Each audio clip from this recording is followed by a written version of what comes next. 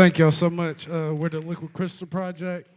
That's Rob Raleigh on the drums, Eddie Bayard on sax, and my genius son, Charles Wallace Thomas, on trumpet. Good evening, everyone. How are you? Good. I am Susan Bradford. I'm the general manager here at the Lincoln Theater, and we want to welcome you to our third year of community conversations. These conversations happen twice a year, one in March and one in October. And our board chairman, Larry James, has charged my co-chair, Mr. Jack Marchbanks, and I to come up with innovative topics, some that are controversial, some that are thought-provoking, and also some to just talk about our issues and how we bridge generations and talk about the history of this community and the history of this building.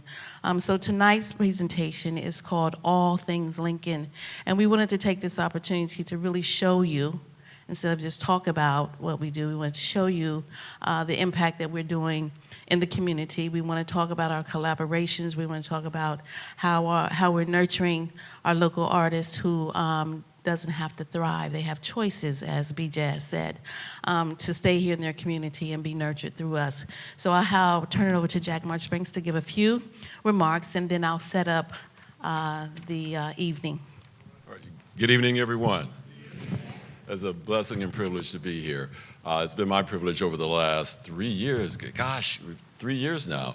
We started back in March of 2014 with every generation has its music, from jazz to hip hop. We had local schools involved, and the Community Conversations series is something unique. It's not happening anywhere else in the United States. So we really have something going on special here at the Lincoln Theater.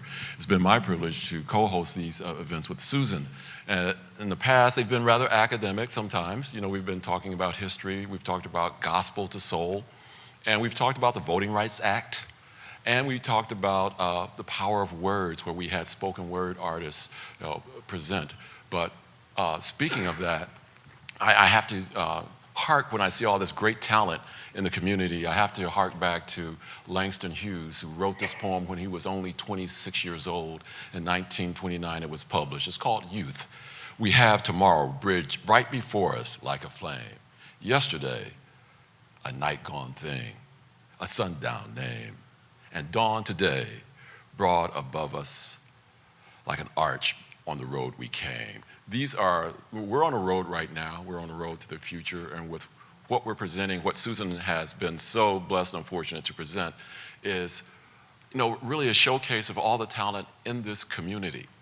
So even though we've been academic in the past, we might have been a little bit history-oriented in the past, we're celebrating the right now and that which is to come here with All Things Lincoln tonight. Thank you, Jack. All Things Lincoln. It has been 8 years since our doors opened to the public in 2009. The Lincoln Theater Board of Association has taken bold and innovative steps to breathe life into our baby girl. She has exceeded many expectations and continues to be the city's pride and joy of artistic development and presentation as an economic catalyst. Evelyn Cleveland, a friend of the Lincoln, stated, and I quote, "The Lincoln is a living, breathing entity, speaking volumes of history for those who came before, the love for those who embrace her today, and the love of those yet to come," end quote. Lady Lincoln, nostalgics honor the artistic greatness of many who have graced the original stage, with the likes of Sammy Davis Jr., Count Basie, Miles Davis, Etta James, and most recently, Lettucey. In our honor of our local geniuses, we have created the Walk of Fame. The preservation of its importance in recognizing those who have come before us. Will Haygood has brought life to historical figures that we can touch in his literary arts. Rashawn Roland Kirk mesmerized us with his breathing technique to play 7 horn instruments at one time. Rusty, Carl, Jean, and Harry makes us fall in love over and over again with the sexy sounds of the saxophone and the trumpet. Hank and Bobby serenade our hearing senses and our souls with each stroke of the organ and the piano. And what haven't we said about Miss Nancy Wilson, our jewel, Miss Amina Robinson and Kojo's creative third eye allow us to see inner visions of our families, our community, and the world through photography, painting, and crafts. And Hal made us proud to see our own people on the screen during a time where not many of us was cast for primetime TV. Through these stars, Columbus is great and is known nationally and internationally. Many of us who are familiar with these stars have artistic aspirations as well. And because of the not-for-profit arm of the Lincoln Theater, we are able to incubate, nurture, and grow local roses too. We go on to make indelible prints that represents the artistic wealth of our city, of the Lincoln Theater. Tonight's nostalgic but innovative community conversation will highlight all things Lincoln that is a catalyst for artistic growth and professional performances. Our signature programs will be shared by those participants who have seized the opportunity to create specifically for the mission, for the artists, for the audience. We will share vignettes of our program through music, song, word, and theater with multimedia. Our panelists are graduates of our program who have capitalized the experiences and are now realizing their dreams and goals. Following their vignette, there will be a question and answer sharing of their experiences before and after their participation in the programs that allows them to wear the Lincoln Artist Badge. The artists will present and they will also introduce themselves of how they connected to the Lincoln and then also do a performance. After the performance, we'll have just a brief intermission to reset the panels the panel setups where you'll be able to ask questions and the artists will be able to share the impact and how the Lincoln has catapulted them into the different levels of their artistic presentation and performances and where their connection here has taken them not just in Columbus but around the world. I bring to you a theater of monologues by two of our graduates. First, Ms. Sufi James, and be followed by Mr. Mark Pinkston. Thank you, everybody, for coming. And so tonight, I am sharing a piece of me that I don't really share and definitely ain't wrote about. So there were a lot of things written about me, and although I won awards and things of that nature, a lot of black folk, some didn't like me, and I ain't much caring about that neither. But I wanted to kind of set the record straight because people would say things like, Zora don't write about the black experience and she don't tell the truth. But see, the thing was, just because it wasn't their truth didn't mean it wasn't mine. I come from Eatonville, Florida. And Eatonville was one of the first black incorporated towns. See, black folk came together, men in particular, my daddy was one of them with his wicked self, and built this town, right? And so daddy was the mayor. Everywhere I looked when I grew up, there was black folks. See, there was butchers, there was teachers, there was owners. And so when I wrote, I couldn't write about black women that were waitresses and servants because I ain't seen none till I came up north. And so it wasn't arrogance or cocky. It was pride, and it was confidence. Now, truth be told, I didn't care for daddy much. And when mama died, he took a wife pretty quickly, and she was one that didn't care for his children much. And so at the age of 9 or 10, daddy put me on a train, and he said, you going to boarding school. Wasn't bothering me much, because I didn't need to be with that heifer. See, that's the reason I was on that train. Lord have mercy. So I made it to the school, y'all, and I was doing fairly well till they come get me and told me I couldn't stay there much longer because daddy had stopped paying the tuition. And if you could imagine at that time a 12, 13-year-old girl on her own, well, you imagine you had to do things to be alive, right? Yeah. And so I'm sharing all of that because as you are listening, young people and seasoned people, you have to understand when you have a craft, you can't quit, see. And truth be told, I did, because there was a time in my life where the writing stopped.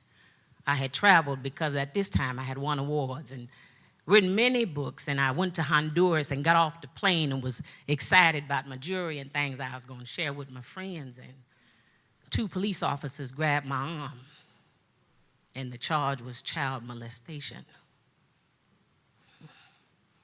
It hurt me to even say it. I was shocked because I knew, of all people, I hadn't done nothing to no child. Now, I'd like to hit some of them from time to time, but I certainly ain't hurt no child in that kind of way. And the charges were eventually dropped because they checked my passport and I was out of the country. And so my fame had presented an opportunity for this woman, one that she lost, and I did as well. I used to say a part of me died when that happened, but the thing is, and this is what I wanted to say to the young people, there was a part of me awakened that needed to die years ago. See, we'll talk after a while. In all that you are doing, don't ever stop your art. If your art is making omelets for your children or cutting the lawn or the man that put the letters on the football field, do your art. And don't stop, okay? Tonight I wanted to be as bare as I could, and I hope that gives you a little bit more understanding of Zora. One of the things I cling to was in a book that became a movie, and I can only encourage you to keep your eyes on God. And once you do that, everything else will work out. I'm going to leave you with something my Langston wrote, and he said, I stay cool and I dig all jive. See, Langston was a bad boy. I stay cool and I dig all jive. And my motto as I live and learn is dig and be dug in return. Take care.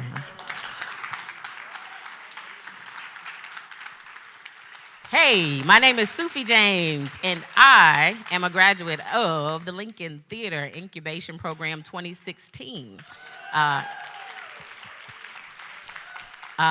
Lincoln is a magical place. I was also a participant of the APWD class or workshop that was taking place here. Lincoln is magical. Sometimes I come and just sit in the parking lot, to be all the way honest.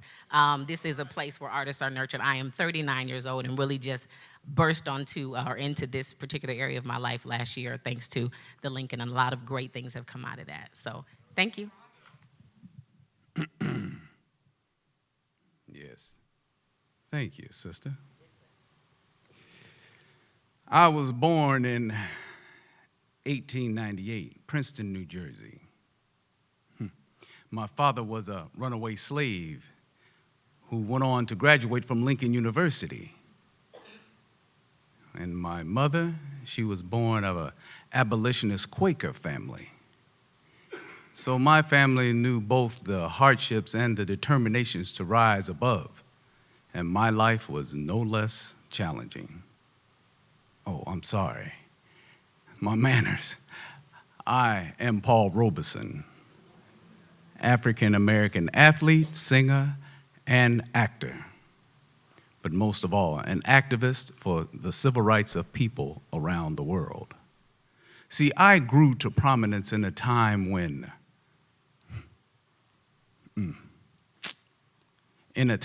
segregation was legal in the United States. Time when black people were being lynched by racist mobs in the South, especially in the South.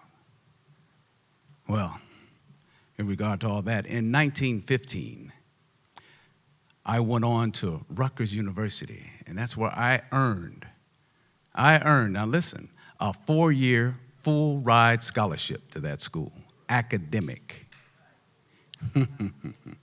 Well, despite the racism and violence from my teammates, I went on to win 15 varsity letters in several sports. Yes, and I was named twice to the football All-American team. And I won in my junior year, I won the Phi Beta Kappa Key. I was a member of the Cap and Skull Honor Society, And I went on to graduate from Rutgers University as valedictorian. Yes, excuse you. At Columbia Law School, where I attended after graduation, and that's where I met Eslanda Cordoza Good. Met her and I married her, made her my wife. Don't you know she was the first African-American black woman now, first black woman to head a pathology laboratory? Well, after I graduated, I took on a job at a law firm. Well, didn't stay there long because a white woman refused to take dictation from a nigger, from me. Well, I left the practice of law, and I decided to use my talents in music and theater to promote African and African-American history and culture. In London, I earned international acclaim for my lead role in Othello, and that's where I won the Donaldson Award for Best Supporting Actor. No, I was Best Performance by an Actor. That's right. I also performed in Eugene O'Neill's Emperor Jones and All God's Chillin' Got Wings. I am also known best for changing the words to the Showboat tune, who knows it? Old Man River, that's right. Change those permanently. From the meek, I am tired of living and feared of dying, to the strong, I must keep fighting until I'm dying. My 11 films included Body and Soul, Jericho, and Proud Valley from 1924 to 1939. In my travels, I learned that racism was not as virulent in Europe as it is in the U.S. In the U.S. is where when I performed here, I was met with outright harassment and violence. But in London, when on the opening night of, what was that? It was opening night of Emperor Jones. That night, we brought the crowd to their feet. Brought them to their feet for cheers of over 12 encores. They loved me there. I used my deep baritone voice to promote black spirituals, to share the cultures of other countries, and to benefit the labor and social movements of my time. I sang for peace and justice in 25 languages throughout the U.S., Soviet Union, and Africa. Let's not forget Europe. Yes, I became known as a citizen of the world. Equally comfortable with people of Moscow, Nairobi, and Harlem, my friends included African leader Jomo Kenyatta, India's Nehru, historian Dr. W.E.B. Du Bois, anarchist Emma Goldman, writers James Joyce and Ernest Hemingway. In 1933, I donated the proceeds of All God's Chillin' to Jewish refugees fleeing from Hitler's Germany. They don't tell you about that. At a 1937 rally for the anti-fascist forces of the Spanish Civil War, I declared that artists must elect to fight for freedom or for slavery. See, I made my choices. I had no alternative. In New York City in 1939, I premiered in Earl Robinson's Ballad of Americas. That was a cantata of celebrating the multi-ethnic, multi-racial face of America. It was greeted with the largest audience since Orson Welles' famous War of the Worlds. During the 1940s, I was met with more opposition. Yes, speaking out against racism and promoting world peace, I protested the growing Cold War and worked tirelessly for friendships between the U.S. and the USSR. That's Russia, for those that don't remember. I openly questioned why African Americans must fight or would fight in a war for a government that promotes racism and violence amongst them.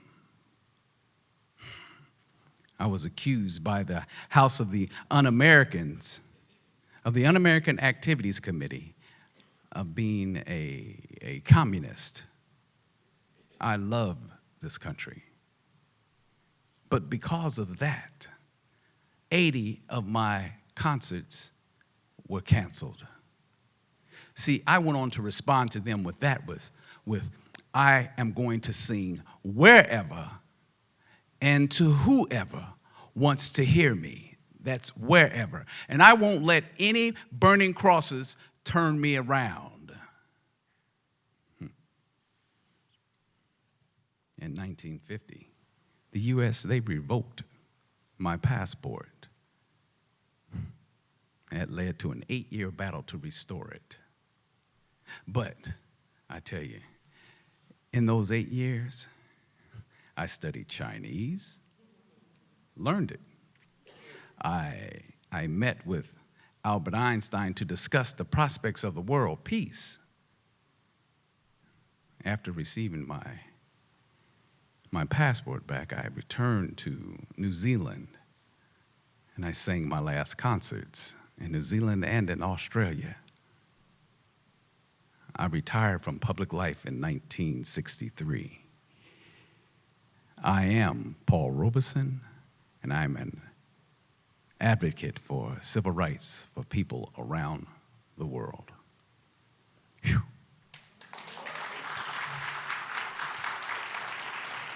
How y'all doing? All right, let me get this over with too. My name is Mark Pinkston. I was in the Backstage, on the Backstage program in 2013 with a group called TP Project. I'm also a bass guitar player. I'm an Incubation graduate in 2014.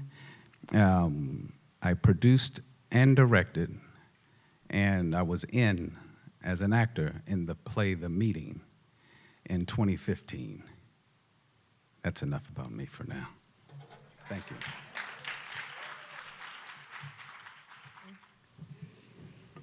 My name is Kiana Simpson, and I am a part of Chasan West African Dance Institute. We are a resident artist group right here at the Lincoln Theater. And I just wanted to speak to you all this evening just a little bit about Chasan having a home here at the Lincoln Theater and what that has provided for us as a company. So for myself, dance is a big part of my life, and African dance has been a key factor in really who I am today. I started very young, at the age of 7. I know I only look 17, but that was not 20 years ago. That was, I'm 35 now, actually coming up to, so quite some time ago. And when we started, we were actually a part of the YWCA downtown, and that was kind of our home. And being there provided me an opportunity to really see what the YWCA does, what it provides to women in the community, and just kind of open my eyes to that kind of outreach and how having something or a building or a place kind of gives you a staple, if you will, inside of the community and allows you to do the things that you're looking to, push forward your agenda. When I returned back from college, I, of course, immediately came right back to Chasan as an adult member. And I was very excited, but at that time we were actually what we would consider homeless. We didn't have a place to continue to have our rehearsals and things like that. And we are a community program. That's the basis of what we stand on. That's who we are. Everything that we put into ourselves and that we push out is community basis for children and adults and everyone to really have a vehicle through dance to be a part of something and to be able to reach others. And so that time, although while in it, didn't really pose a lot of differences, I guess, so to speak. I still had fun dancing. Becoming now a part of the Lincoln and having a home here as a resident artist group, I can see the difference now looking back. Being a part of the Lincoln has done just what it was when I was, a member at the Y. the Lincoln has allowed not only myself, but the members of our company and those who follow us, our children, to be able to see what the Lincoln provides for this community, to see what the jazz arts group and the other, just groups that come here and perform.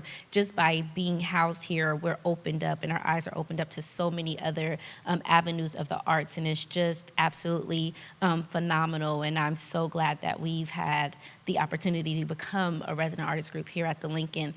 So we are able to not only still push out what we want to do, but actually kind of immerse ourselves in everything that's Lincoln and kind of collaborate in ways that I would have never thought before. We've been with the Harmony Project now, and I thought they just sing, but here it was, we're here, and they're like, come dance. So we danced, in part of their, one of their songs. So just all of those different collaborations has allowed us to open up Chasan and do more than just, be a place where we just kind of practice and do a show. It's allowed us to really be what we want to be, and that's really a staple inside of a community that's looking for opportunities to push forth the advancement of our youth, to have them be open and receptive to things that they may not necessarily get sometimes in other places. So being a part of the Lincoln Theater has truly been a blessing for myself, as well as Chasan Institute, and now even my children, because they come and participate here too.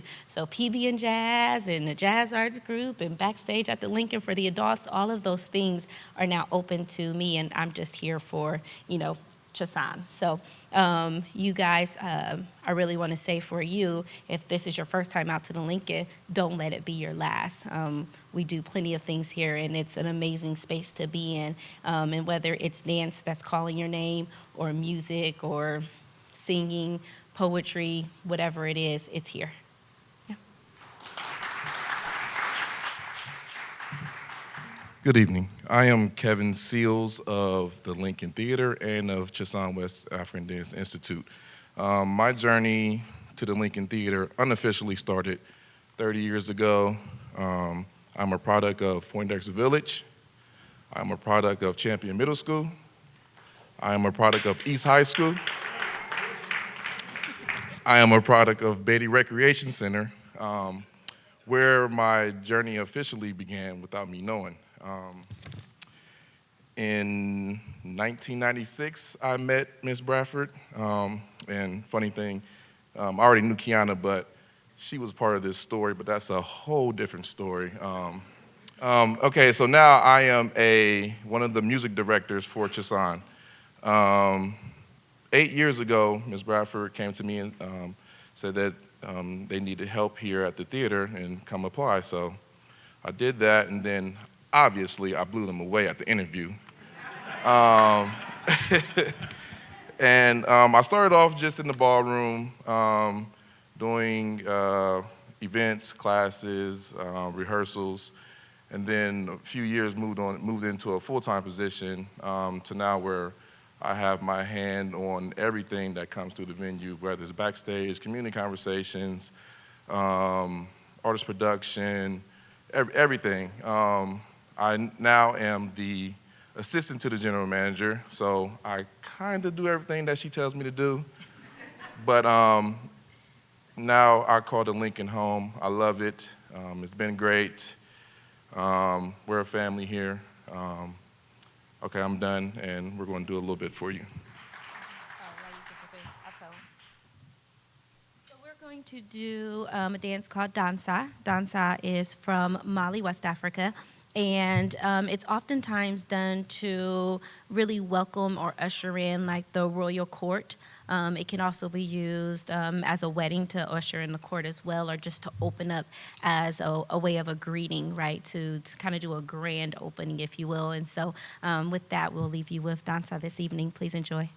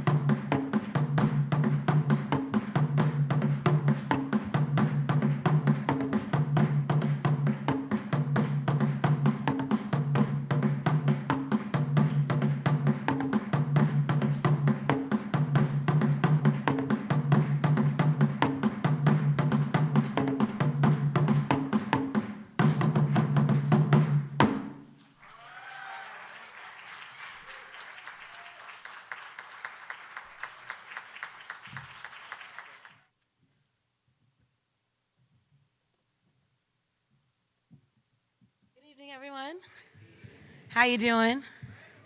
All right. My name is Amber Nicole, and I am the lead singer in a band called Mojo Flow. Thank you. And we're a band that started right here in Columbus. My Lincoln Theater journey starts personally. I was back there counting when the other people were saying it, and actually about 20 years ago at this point. And it started back when this building was completely dilapidated, boarded up, and it was just in disrepair. And I don't know if anyone remembers that there was a video store on the corner. Does anybody remember the video store? Okay, well, those people were so awesome to me. I was a little girl, and they would let me watch whatever movie I wanted to, which was usually Sister Act 2, and they would always give me snow caps. And so I would sit there and watch Sister Act 2, eat my snow caps, and then come over here and sit right in front of the theater doors on the concrete and just look at the theater and just imagine what it would have been like inside and how it would have been. I was like, I didn't know what it looked like. I didn't know what they did. I just imagined and thought about it. And I was a little kid though, so my life took me. I'm a proud Air Force brat, so my mom was in the Air Force, and we moved around, went to about 7 or 8 different schools after that, and landed back here at Capital University for college. And about that time, Mayor Coleman was revitalizing this theater, and I couldn't believe it. It opened, it was beautiful, it was a dream come true, and then Mojo Flow. We played here with the Columbus Jazz Orchestra. We did a Motown show in 2013. 2014, Mojo Flow released an EP here on my birthday, actually, in 2014. And then in 2015, we also did a Backstage at the Lincoln. So we've been here a lot. For me personally, being someone who moves around a lot, someone who doesn't have roots per se, I have roots here, and it's really amazing to get to come back as an adult and not only have the roots, but realize that I've had them all along. And to have those types of roots has really given me the confidence, the strength, just the knowing that someone is looking at me, the accountability to grow and to do the best I absolutely can as an artist. So that's what I have to say about the Lincoln. I love it here. Thank you so much, Ms. Susan, for asking me to be a part of this. And I want to say thank you so much to Liquid Crystal Project for doing this, learning this song. This is a Mojo Flow original. I wrote this song for our 2014 release, and we released it here. So the song is called Shoulda, Coulda, Woulda.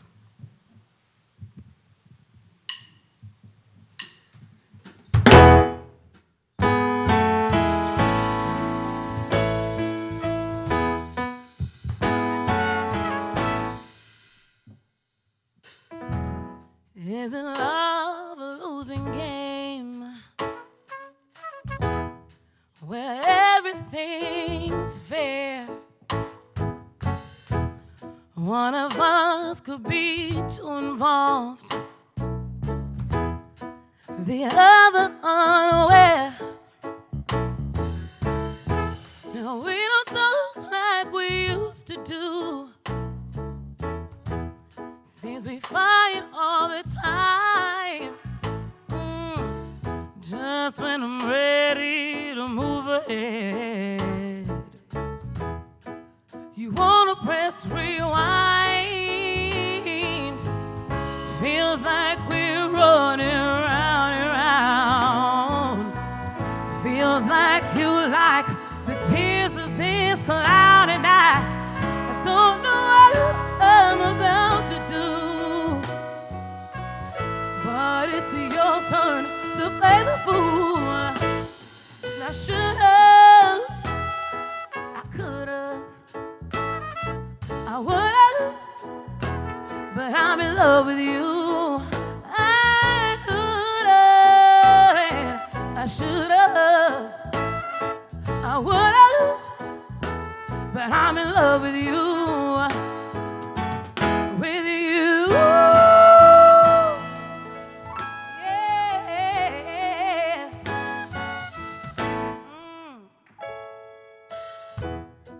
I wonder if you're happy here,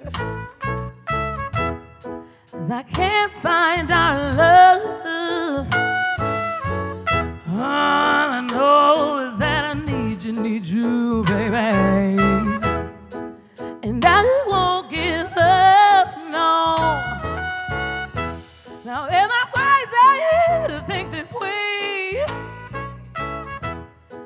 after all that's gone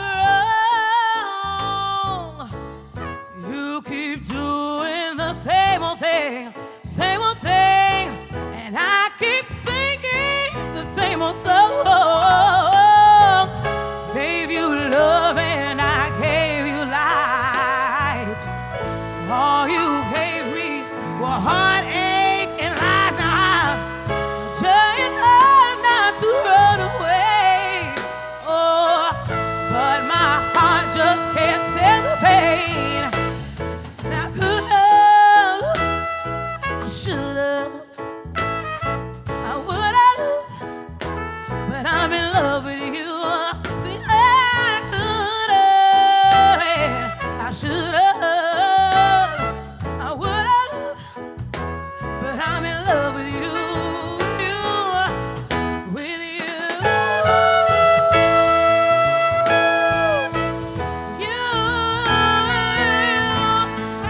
I wish I could, oh, you know I should. I think that I could, but I couldn't. I love my baby, I love my baby, hey, I could have, should have, I would have, but I'm in love with you, baby. I love you. You don't love me, but I need my baby. Need my baby. Need my baby.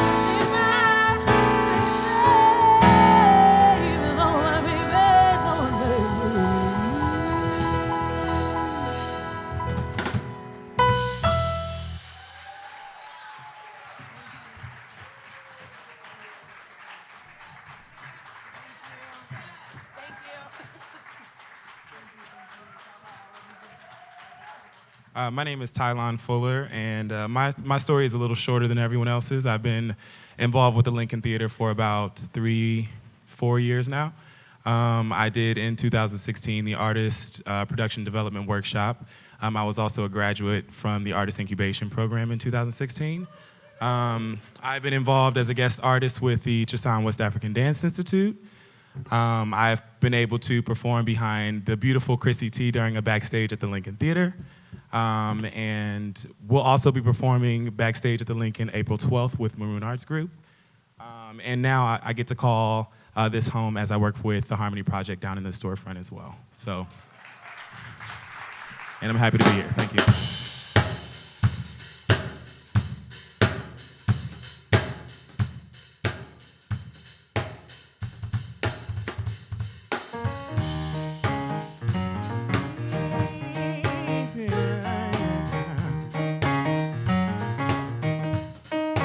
Very superstitious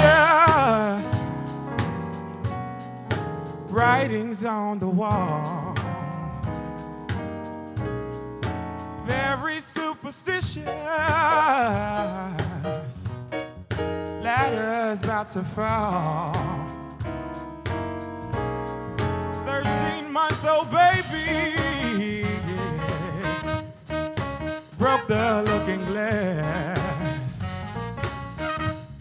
7 years of bad luck, the good things in your past. When you believe in things that you don't understand, then you suffer. Superstition ain't the way.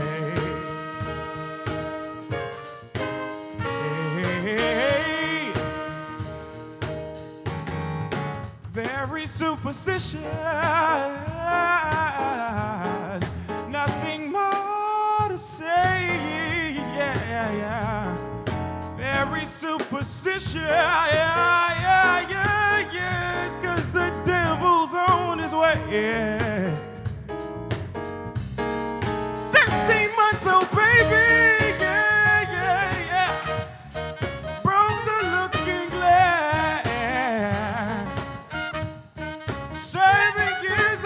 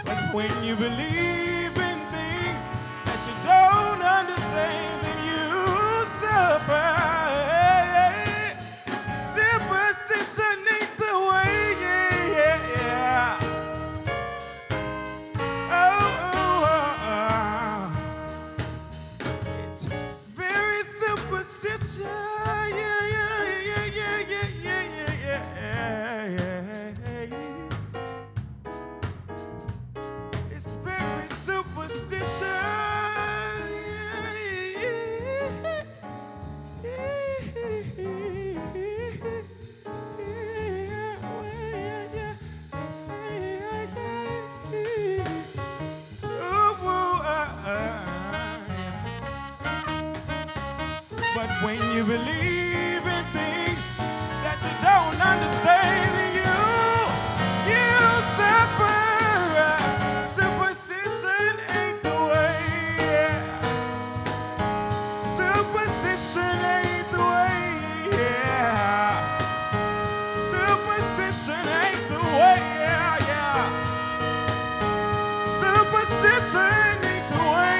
Yeah. Superstition ain't the way.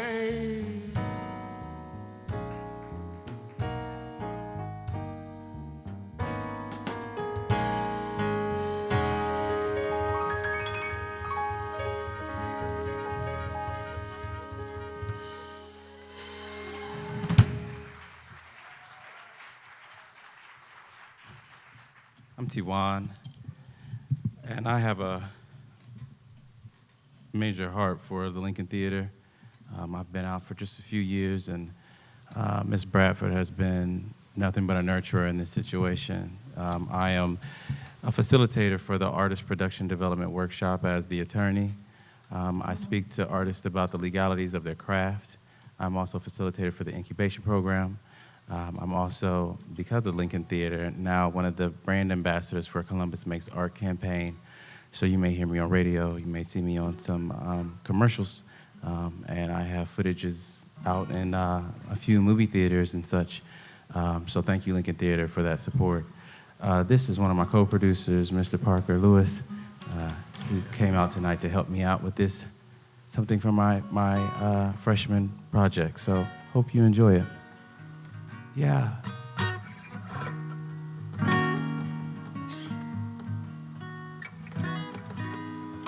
little more on the monitors.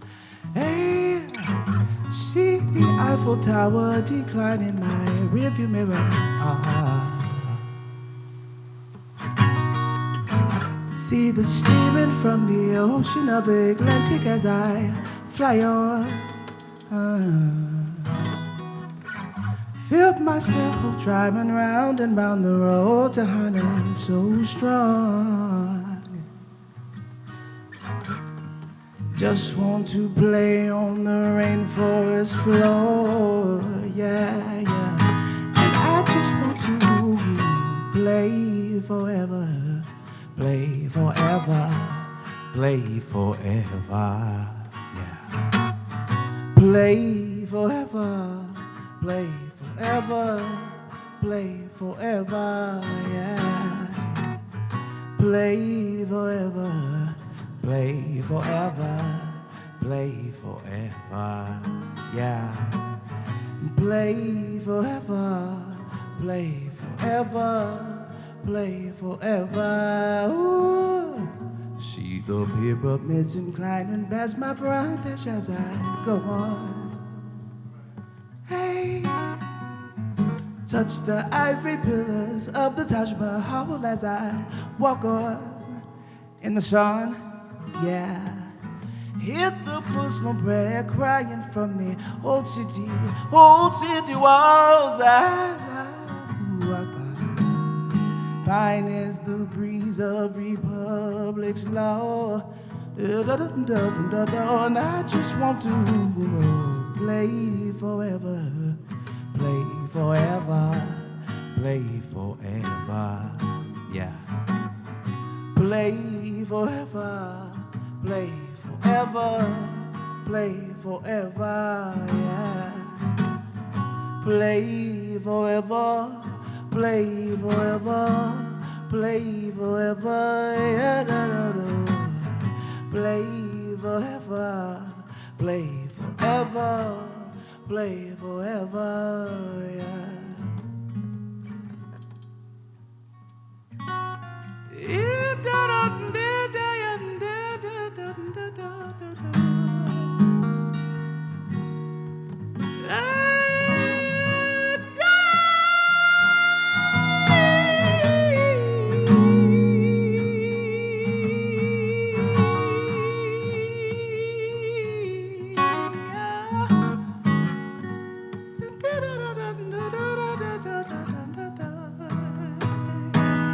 And I just want to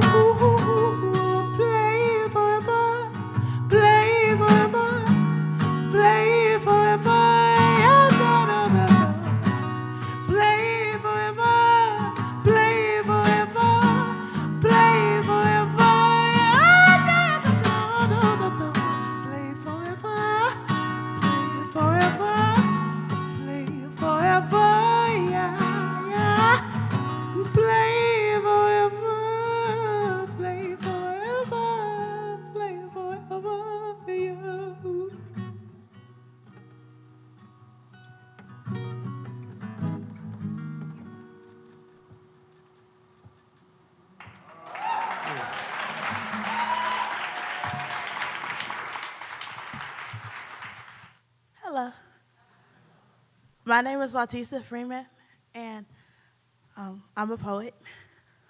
And my connection to the Lincoln actually starts through my high school. I'm senior at Fort Hays Metropolitan Education Center. And last year, with the help of our assistant principal, Dr. Tony Anderson, he helped us start the Paragon Project, which is a musical and visual arts project at our school. And through that project, I was able to meet Miss Susan. She came to the school and found an interest particularly in one of the pieces I had written. And she asked me to perform with her.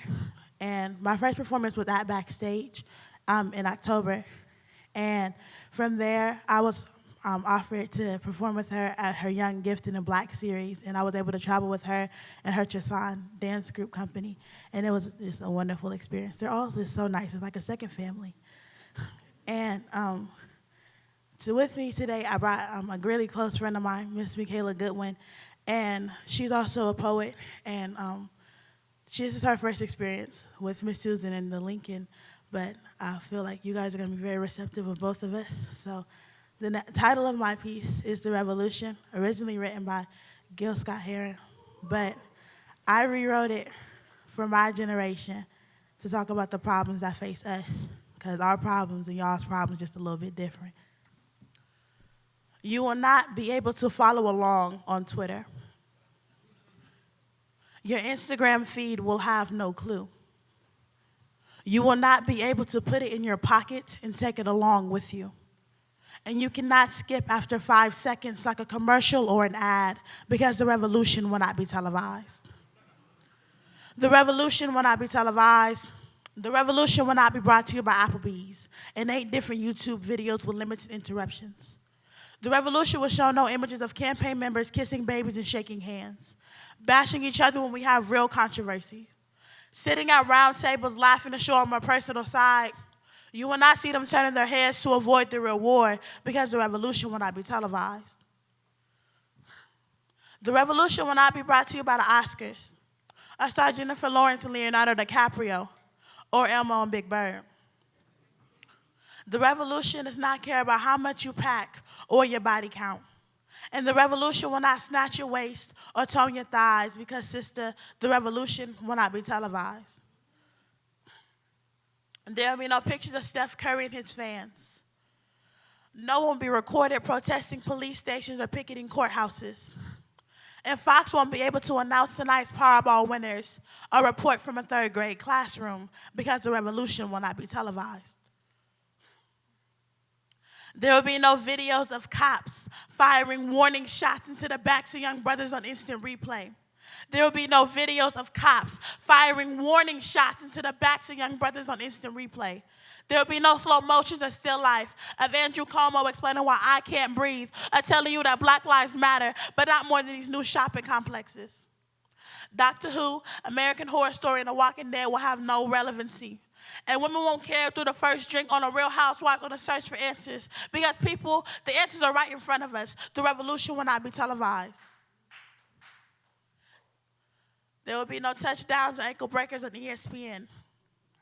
No images of soft-skinned women selling Nair or Jocelyn Hernandez wiping her tears. And theme songs will not be written by Neo, Vincent Herbert, or Christina Milian, nor sung by Taylor Swift, Miley Cyrus, or Iggy Azalea. The revolution will show no commercials about Toucan Sam in the kitchen, a rabbit stealing a cereal, or the Jolly Green Giant.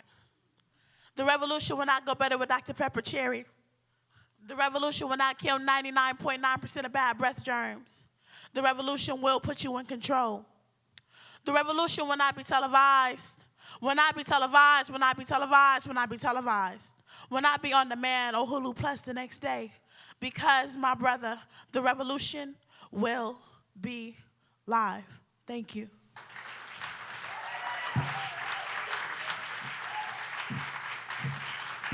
But my name is Michaela Goodwin. I am also a poet, as she said, and this is Dear Black Boy. Dear Black boy, wrapped up in hypermasculinity, you are allowed to cry. You are allowed to say you're depressed. You are allowed to be a mama's boy. You are allowed to ask for help. You are allowed to be sensitive. You are allowed to moan. You are allowed to show affection and actually mean it when you say you give a damn. You are allowed to tell someone you love them. You are allowed to wear pink and allowed to tell your friend he looks nice without saying no homo at the end. You are allowed to get mani-pedis. You are allowed to be afraid. We've created this inhumane normality that if you are not manly, you are either gay or useless. I'm sorry that we as black women have expected so much from you. I'm sorry that we tried to take basic human rights from you by telling you it is not manly. I'm sorry that we put so much pressure on you that you're 3.5 times more likely to commit suicide before I even attempt to. You don't have to be a thug to please me. Being a thug won't make them fear you less, only more. It won't make the target on your back any smaller. Let your sons call you daddy and kiss you on the cheek. Stop making young soldiers for them to recruit because you want them to be hard.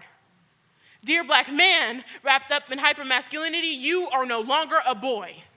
You are old enough to know that masculinity is the last thing they check for on a vitals test to see if you're still breathing. Masculinity will not save you. Masculinity will not save you. Masculinity will not save you. It is not the Eminem coding to your sweet love. It is not colorful. It is dark. It is not a shield. It is a mask. Take it off. Take it off because everyone in this room will bleed red. Take it off and show me you. The only tears we see shouldn't be tattooed to your face. Yes, this world is a messed up place, but you are valid. You are valid in your purest form. You are valid in sadness. You are valid in weakness. I will love you in life and in death. I won't turn away when you show me the ugly because I helped you cover it up. I helped you take all your feelings and stuff them in the closet and under your bed. I helped you create unspeakables and things to be ashamed of, and I am sorry. But now I'm asking you, take everything from your closet and from under your bed and push them in the middle of your room and address them. Yell at them and tell them, Daddy, I needed you. Yell at them and tell them, all I wanted was an I love you or you're good enough. Yell at them and tell them, I don't know how to parent my son because you didn't parent me. Yell at them and tell them, you didn't teach me how to be manly, you taught me how to hide. Yell at them and tell them, being a man didn't make me hurt less. Dear black man, black boy, black woman, black girl, wrapped up in hypermasculinity, we have to stop this. Everything begins and ends with what we teach our children, and if we teach them wrong at home, they will never do right in the world. Thank you.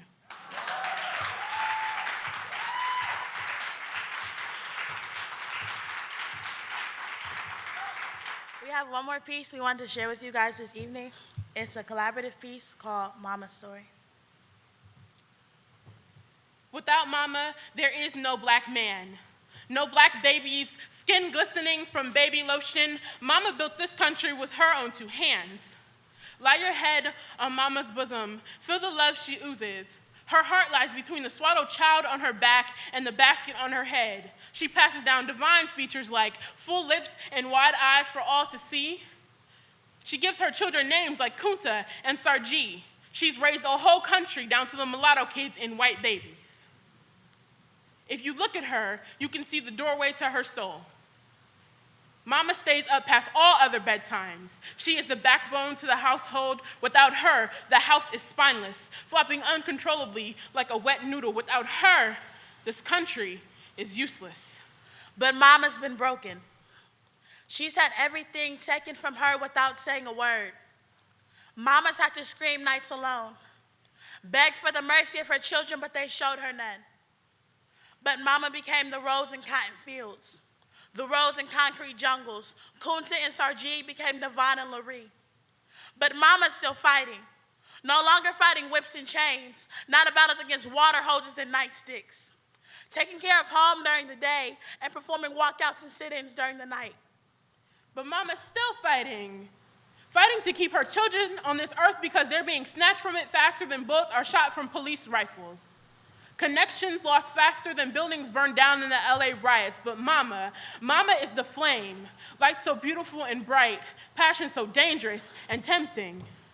And we thank you, Mama, for all the fights you fought for us. But now it's time for us to take the reins. As future mothers, future leaders, you trained us well and now our fight begins. We fight with the same passion you had at those sit-ins, the same passion you had when those bullets hit him, the same focus you took to balance basket on head full of food for your village, the same passion you had when you screamed for your children. Sargine, Laree, me, you screamed for me, and we promise to make you proud by setting this nation free.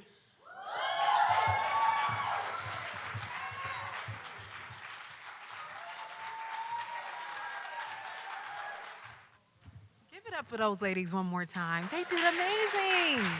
They did amazing. Are you guys feeling okay tonight? Are you doing okay? Okay, I'm just gonna round out the poetic portion of the show. My name is Cynthia Moe. I'm a spoken word artist. I am a graduate of the Incubation Program in 2015. I also completed the workshop here at the Lincoln. And honestly, Miss Susan has just served as a nurturer to me as well and as a mentor, to be quite honest. And I'm just so grateful for my experience here. I'm originally from Ghana, West Africa. And so... So unfortunately, I was raised with the belief that I could only be a doctor or a lawyer or an engineer of some sort. But having this entire artist experience, having my entire experience at the Lincoln Theater, and being able to wear the badge and call myself a Lincoln Theater artist has been incredibly humbling. And so I was honored to share a piece with my graduating class in 2015. It's entitled For the Lincoln Theater Graduates, that I would like to share with you all this evening, if that's okay. I don't know which voice I heard first. An artist is not made for cracked frame. You don't sculpt them to keep quiet. You build them for the spoken word, the praise shout, the contour of body.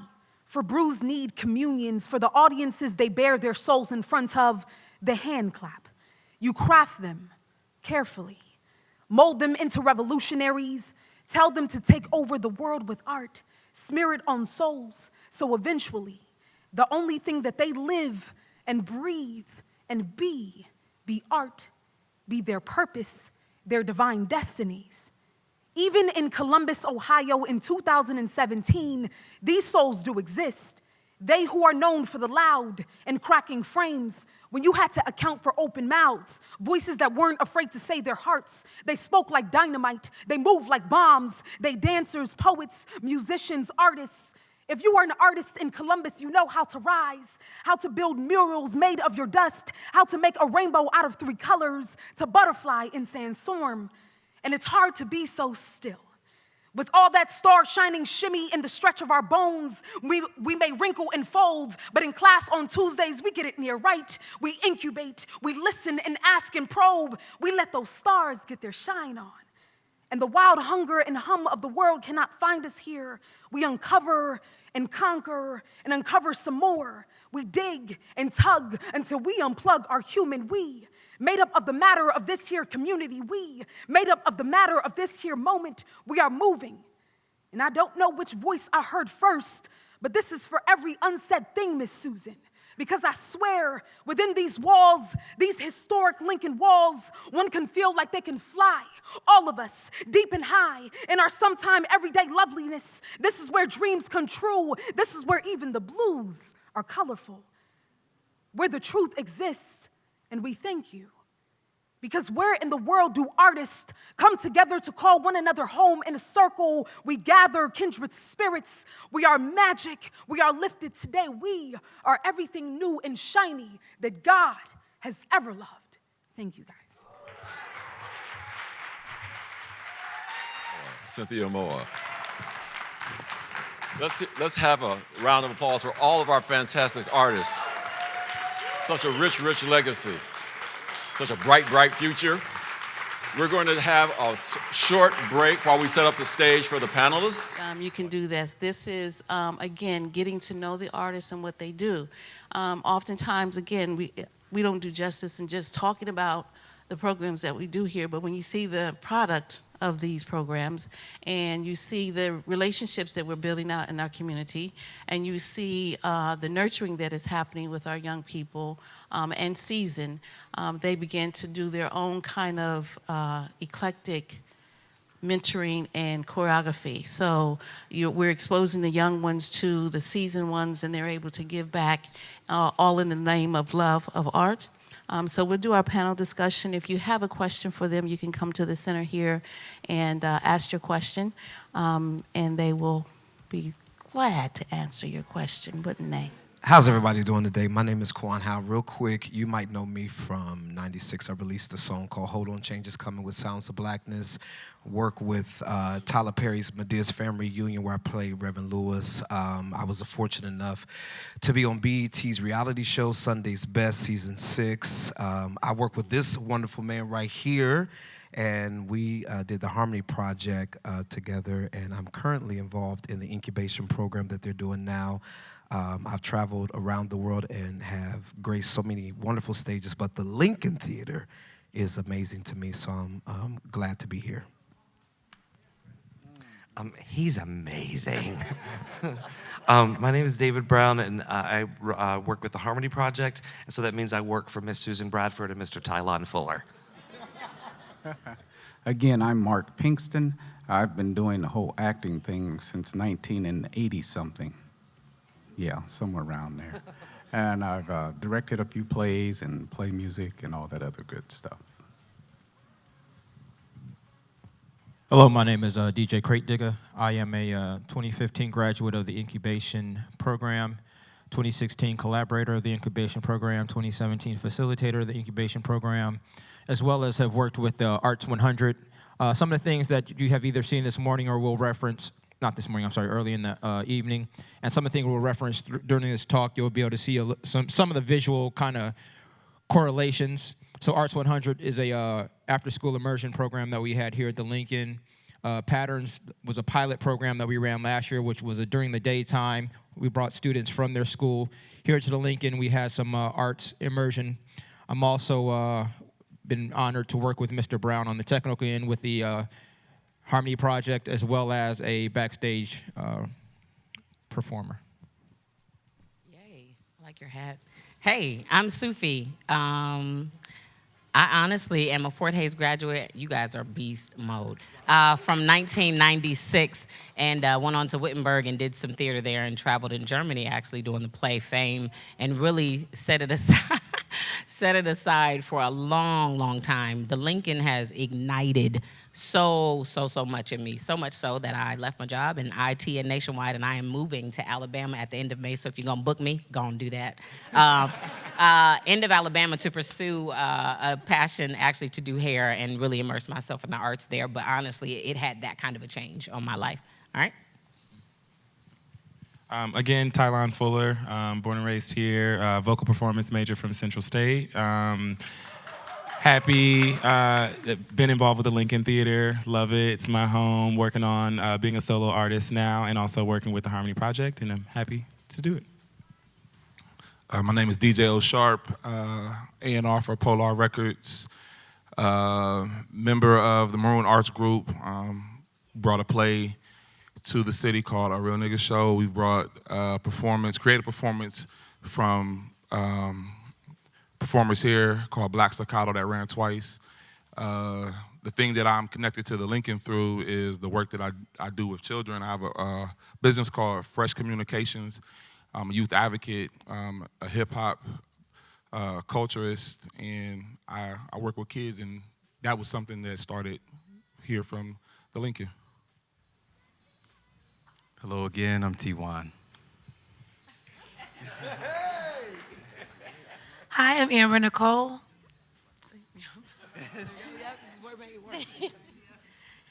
My name is Shelby Harris Roseboro. I feel unique because I'm a visual artist, and Lincoln has been a blessing to my life. I was a 2006 incubation graduate, as well as a visual artist teacher for the Patternz camp, and along with so many other things. Opportunities just continue to come because of the Lincoln, so I'm thankful to be here. Hi, my name is Deborah James Tucker.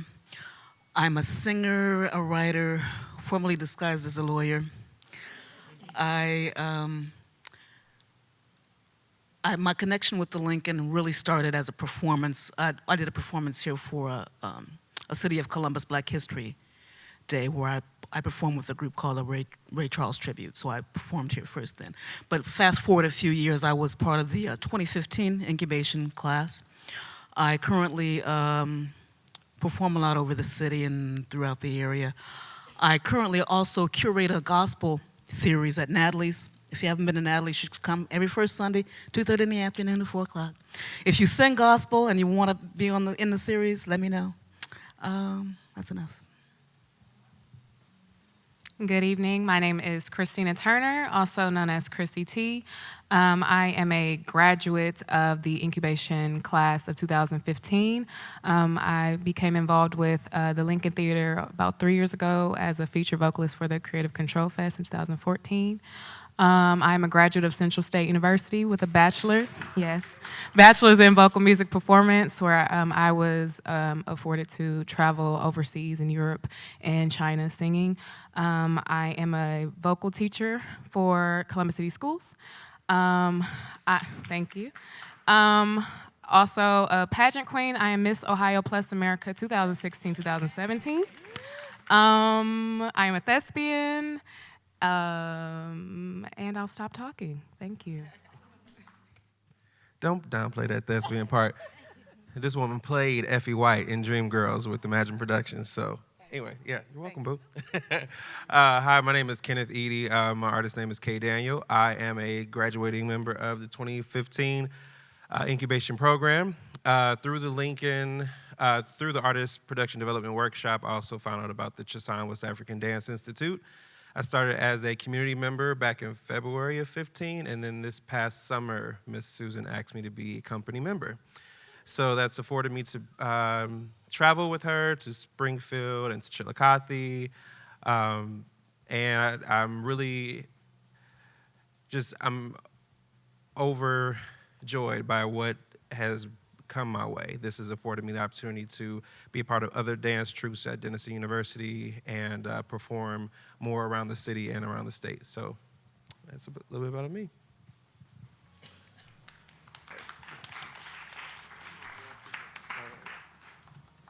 So thank you. I know that we have represented all of our artists that is here, but I wanted to really touch on some of the work that we're doing out in the community, especially with our schools and the collaborations that is happening. So I'm going to ask Mr. David Brown just to speak a little bit about Harmony's project growth that began here at the Lincoln and how it has moved to where you are now as tenants here at the Lincoln Theater. I'm not confused. I'm just the glare on my bifocals. Yeah, I'm trying to see you. Because I'm getting older, you know. 2008, I went to college here back in the 80s at Capitol, and I was here for a few years and fell in love with Columbus, but Columbus was very different in the 80s than it is now. And in 2008, I got a call. I was in LA. I got a call to come out and work here on fundraising to help turn Ohio blue. So don't hate me if we're not in favor of that election, and don't lift me up if you were in favor of that election. It was a job, and I was happy to be a part of that Obama hope in 2008.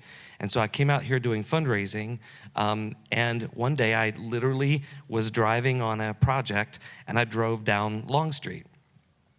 And I drove by this amazing Lincoln Theater that was just starting to kind of come back. They were working on it right around that time. And I went, after the campaign and after the election, I went back to Los Angeles, and then some friends said, this idea that you're trying to do, this Harmony Project thing, which we were gonna do in LA, they're like, it's not gonna work here. Nobody's gonna want to actually plant trees and build playgrounds because they're all too preoccupied with their own careers. And they're like, you should try it in Columbus. And so I came back, and the first place I came was the Lincoln Theater, and the first people I met were John Chin and Kevin Seals and Susan Bradford. And what was different about the Lincoln than every other theater in town was every other theater in town said, wait a minute, you don't have a choir yet, you don't know how you're gonna do this, why should we rent you this theater? And the Lincoln just said, come on in. And because of that, 100 people 10 weeks later stood on a stage, and there was a room full of people. We were fortunate, and they raised all these toys and raised money for After School All-Stars. And suddenly it was like, maybe this is where, to reference the beautiful poetry from earlier in the night, maybe this is where the roots can start to grow. And so flash forward to 2017, and we have programs in South High School. We have programs in 13, with students in 13 other schools in our after-school programs. We had the Project Hope program here at the Lincoln. But what I like to point out with Ms. Bradford with collaboration is this. You know, when you work in this town, you work with a lot of the same people over and over again at the same theaters. And there is no team that is more professional. There is no team that works harder. There is no team that attends to the details of the people who want to come in and book a wedding, of the people who want to come in and book a show, of a touring group that comes through here. There is not a team in town that is more professional, more courteous, more loving than the team here. And when Kevin Seals tonight said that there is a family atmosphere here, he wasn't just saying that, he meant it. Ms. Bradford, let's get really real. Since there's been a lot of real here tonight, I'll speak from my reel. And my reel is, we knew that it was going to be a little awkward with us coming in to being in the storefronts. So I'm going to be real about that. And the real about that for us is, people might not know what we do, and I don't necessarily think it's my job to show them or convince them of that. What I think it's my job to do is that when we're at South High School, for them to know what the Lincoln is and for them to know what the King Lincoln District is. When we're with our homeless and our differently abled adults who now come to the Lincoln, rather than have their programs in facilities in different parts of the town, they now know what the Lincoln is. And this is now part of their home experience as well. When our 250 people come on Monday nights, the Lincoln is their home where they sing. This is where it began. And on May 4th, another 250 are going to start coming for a second choir that starts. So we're bringing 700 people a week to the Lincoln Theater, people who were not coming to the neighborhood before. And I appreciate the applause, don't get me wrong, but that's not what it's about. It's about the fact that this is the way that we build community. We have to bring people who vote differently, who worship differently, who live differently together to make art. And we might not always understand each other, and I don't like half the people I work with, except for Tylon. Love Tylon. Don't you go anywhere. But we don't have to all really like each other. But we do have to live together, and that's what we're trying to do. That's what the harmony is for us. It's not about the music first, it's about community first.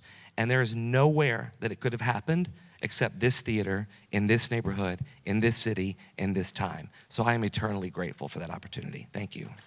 So my question is to anybody to whom it applies. So with me being a product of public schooling and everything like that, and me still being in part of school, how would like the different programs that everybody's a part of here, like, and everybody does their own outreach, how do you feel like your effect on people affects like the whole community? Like with everybody doing their own different things, what's like the biggest impact you feel you make in the community, and especially to like the youth like me? I just left the Collegiate Academy over on Main and Kelton. That's one of the schools that Fresh Elements is in.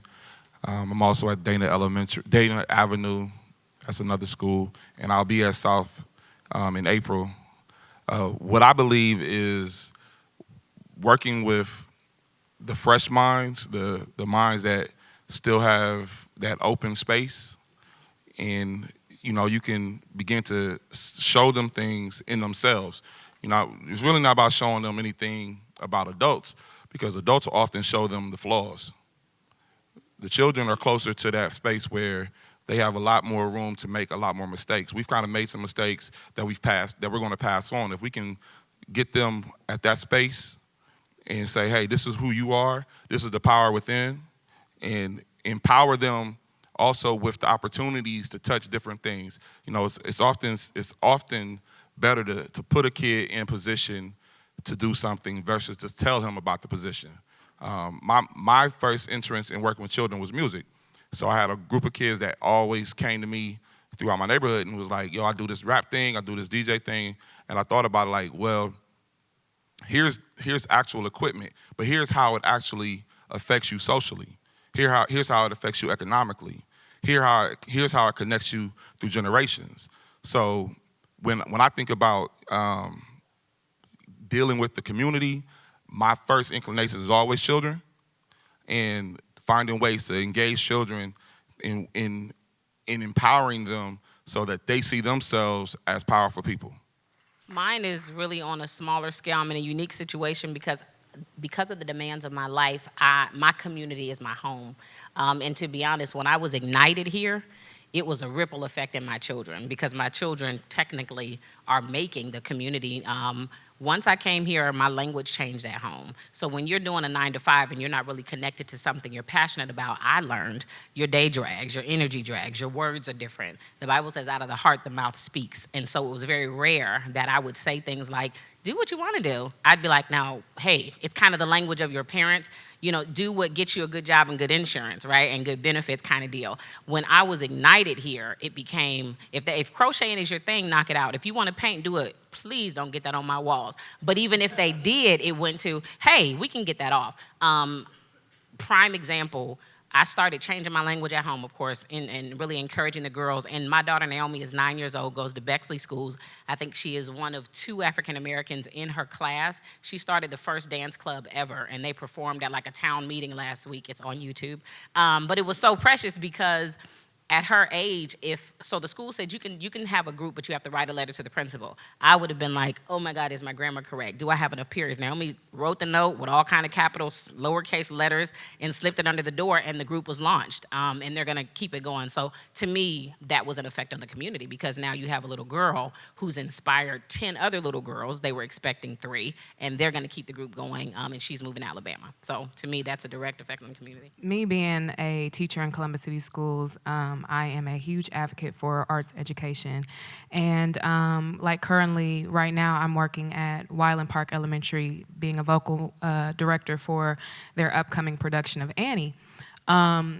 So my biggest thing is to make sure that I am reinforcing motivation and excellence in these kids because I know that that is what made me or set me on the path of wanting to excel in my artistry was my former teachers, Betty Hill, who is now the director of arts in Columbus City Schools, or Seth Harms, who is the wonderful theater teacher from Eastmore Academy High School. So these were huge mentors in my life who inspired me and motivated me and reinforced that excellence in me to work on my artistry. And so because of them, I felt the passion to be able to instill that in kids that I work with. So I've been able to have kids go on to HBCUs in Ohio State who are now currently getting their bachelor's in vocal music or instrumental music, and that just makes me feel proud that I'm able to still reinforce those same things that my mentors were able to do for me.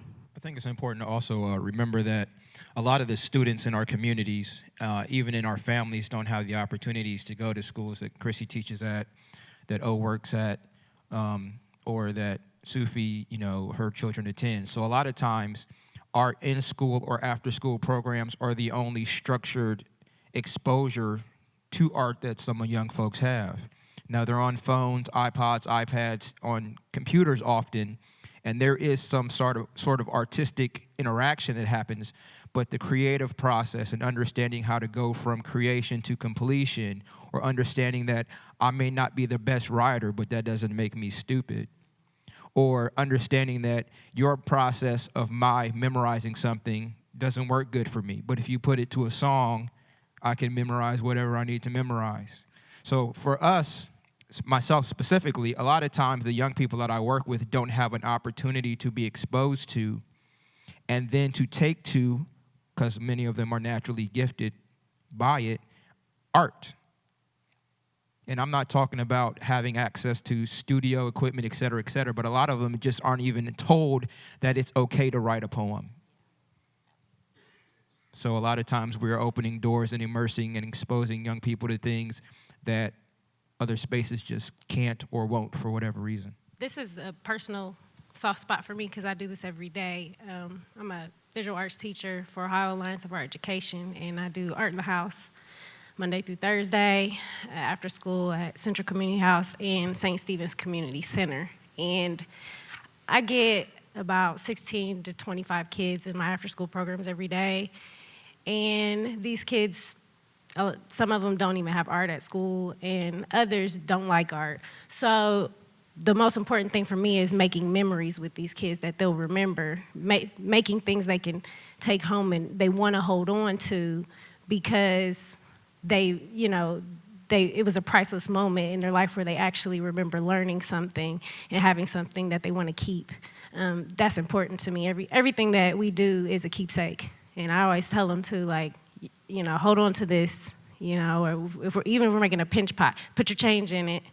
You'll have this when you're 30, But I think everybody makes great points, but I just try to make memories too, like with these kids, make things they can take home, make things that remind them of that they don't necessarily have to be a visual artist, but they were creative when they made that, and they can create anything. And these programs that I'm involved in, we don't have much of a budget, so it's about making nothing out of something. And these kids are learning early, like everything is art. You don't have to have a program to share art with someone. It's like I think about, because I'm one of the more seasoned people in my class, in my incubation class, and when I was coming up doing jazz, there weren't jazz programs at Capitol or OSU or school. We learned because we went out to where the old guys were playing, and they would look at us like, if you weren't doing something right, if you were doing something right, they would encourage you. So it's about becoming part of a young person's community and allowing that person to become a part of your community. You don't have to have a program to influence someone or to pull somebody aside and say, not so much, or that was great, keep doing that. Last year, was it last April? We did Patternz. I helped facilitate that program, and we had, like Craig said, we had several schools come in, and we had no idea what we were going to do. But Miss Susan looked at me and says, okay, it's up to you. So what I did was, we pulled a clip from The Lion King, and we had the kids do everything. They acted, they made masks, they created music, they did it all. And then at the end of the week, they put that production on. All from 20 minutes of looking at a video. No, they only had 2 minutes. They looked at the video, and then we ran through it down here. They went upstairs, they drew pieces, they had a dancer help them dance, and we had somebody to help them put music together. So when working with kids especially, that age, that brain is just empty. And I tell them, your best experience is another person's failures. That's your best experience is other folks' failures. Listen to what we have to say, and you will succeed. Period. You're going to learn something every day for the rest of your life. Every day. I'll learn something every day, 2, 3, 4 things a day. But those are the things that we tell kids. And telling them that, it makes us feel good to see them succeed. We have a wealth of knowledge and experience on this stage, and as much as we would love to give it all to you, because of some time constraints, at this point we have to ask Ms. Susan and if Mr. Marchbanks is still here, if you want to come up and kind of give a conclusion, and we're going to have to end our Q&A space here. We have so much going on, as David said. This is a unique community. You cannot find this kind of collaboration, this kind of openness anywhere else. And I travel a lot too, David, but out in Los Angeles, it's not really a friendly place for collaboration. So I want you to know and realize what we have here is a treasure. So one thing we want you to do is continue to support artists like the ones you have in front of you.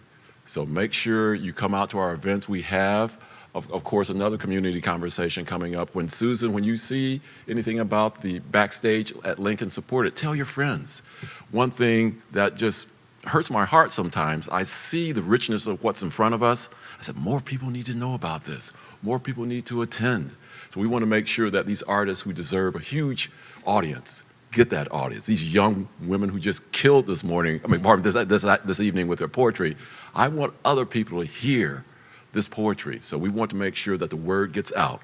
That's what we need to do. That's our contribution. And if we don't do that for these artists, we're letting them down. So, Susan, with that, I wanted to let people know that we do have the gala coming up, April 6th. So that's something that I think, in fact, some of these artists are going to be performing. So we want to make sure you come out to that. But again, thank you for coming out tonight. Oh, we have a question. Okay, one more. It's really not a question. I'm so in awe, I couldn't possibly come up with a question. However, I will tell you that I do serve on the Lincoln Board of Trustees, and it's been my pleasure to be here and actually taste and feel and hear and touch the art that you are performing. So I am honored that I was able to be here this evening and enjoy the evening with you. And I promise you, when I go back to the next board meeting, we're talking, okay? And I will be bringing more people here with me in the future. And I wish you all the very best. And I'm very proud of you and proud of what the Lincoln has done for you. Thank you. Thank you. All right. All right, everyone. One more thing, one more. Echoing what everybody has said, you all are amazing. Obviously, the Lincoln has served to be an incredible incubator for art and for artists. But the question that I have has more to do with how you might be impacting the greater art scene. I'm one of those people who left years ago in pursuit of my craft because there wasn't a thing like this. And as I worked in other cities, one of the things I saw was vibrant arts communities that pull together.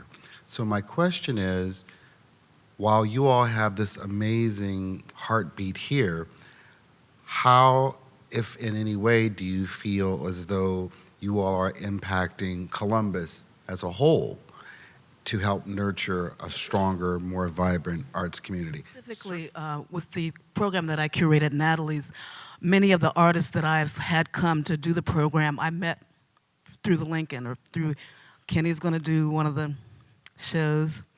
Paisha Thomas has been working with me on some of the shows. So many of the artists that I've been booking for my series, I actually met here at the Lincoln, and we've been spreading the program throughout. So it's been a very successful program. If you see the shirt is Maroon Arts Group. So that is what we do, as well as what the Lincoln does, and there are other you know, Ms. Tucker, she does that.